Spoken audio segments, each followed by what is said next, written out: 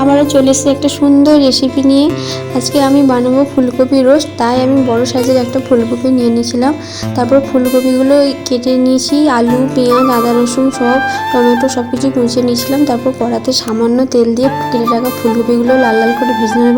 তারপরে কেটে রাখা আলুগুলো ভেজে নিতে হবে, আর একটু সামান্য হলুদ দিয়ে দিয়েছিলাম উপর থেকে, যাতে আলুটা লাল হয়ে যায়।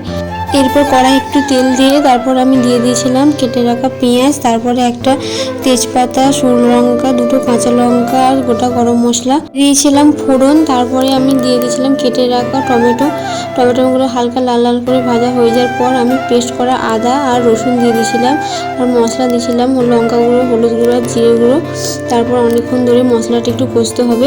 কষে নেওয়ার পর তারপরে দিয়ে দিতে হবে ভেজে রাখা আলুগুলো এবার যতক্ষণ না সেদ্ধ হয়ে আসছে, কেন কষতে কষতে সেদ্ধ হয়ে যাবে, একটু একটু জল দিতে হবে।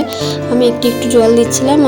এরপরে যখন আলুগুলো সেদ্ধ হয়ে আসবে তখন আমি একটু সামান্য জল দিয়ে তারপরে দিয়ে দিয়েছিলাম ভেজে রাখা ফুলকপিগুলো। এবার ফুলকপিতে অনেকক্ষণ একটু হালকা কষে নিতে হবে, আর সামান্য সামান্য জল দিতে হবে। যেহেতু আমি অনেকক্ষণ ধরে জল দিয়ে কষছিলাম, তো আলু সেদ্ধ হয়ে গেছে, তাই সামান্য জল দিয়ে আমি নামিয়ে নিয়েছিলাম। আর আমাদের ফুলকপি রোস্ট একদম রেডি।